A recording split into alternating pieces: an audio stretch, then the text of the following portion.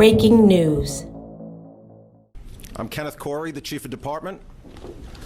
We're here to talk about some positive news on the Crystal Bayron Nieves case.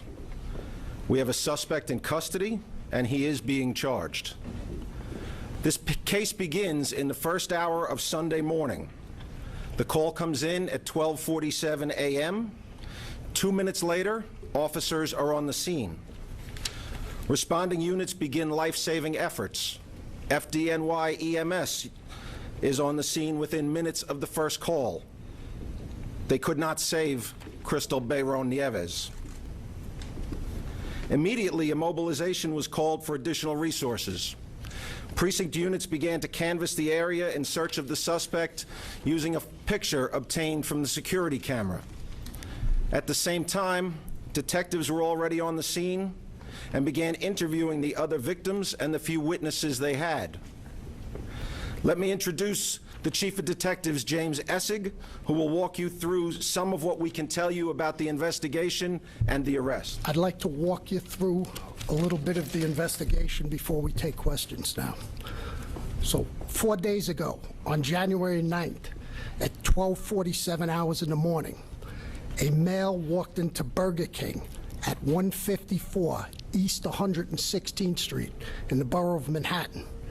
He was attired in a ski mask, a black jacket, and what became a very important clue in this investigation, white earbuds hanging out of his pocket. There were 4 people in the Burger King, 2 customers, the manager, and our teenage victim. Our perpetrator brandishes a firearm. He pistol whips the manager and 1 customer, knocking 2 teeth out of the manager's mouth. He then goes to the register where he removes $100, approximately $100. Our teenage victim, a Miss Crystal Bayron Nieves, a 19-year-old female who was working at the time, was behind the counter. The man demands more money from the register drawer. As Miss Bayron Nieves is scrambling to open the drawer, she doesn't have the key. The male fires 1 shot, striking her and causing her death. He flees. Video surveillance is done at that location.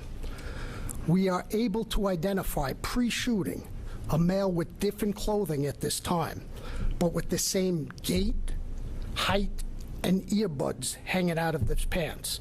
He also has a backpack on at this time. We track that now person of interest and are able to ID that male. We then are able to confirm that he was a prior employee of that same Burger King. He worked there between April of 2020 and December of 2020. He is ID'd as a Mr. Winston Glynn, male, 30 years old, known to us with 4 prior arrests. Through an extensive video canvas in our transit system, we are able to track Mr. Glynn to locations in Brooklyn. At 8 o'clock last night, members of our regional task force, along with our violent crime squad, apprehended Mr. Glynn without incident in front of 12 Patchen Avenue in Brooklyn. I can't speak highly enough of the job everybody did within the police department. Thank you, NYPD, for your diligence regarding this case, because as Mayor Eric Adams says, the prerequisite to our prosperity is public safety and justice. They go together. Her Samantha Martinez remembered Crystal, and she talked about working conditions, especially overnight. We don't have no safety. We really don't have any safety in here. That guarantees our safety in the store.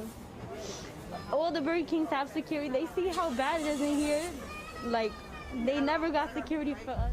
if the prerequisite for New York City's prosperity is public safety and justice, what comprehensive strategies will be put in place to support neighborhoods that are riddled with crime? And how can sound bites and catchphrases translate into tangible next steps to transform the city of New York? Stay tuned for more discussion. Thank you so much for watching WKIM Amplifying Voices.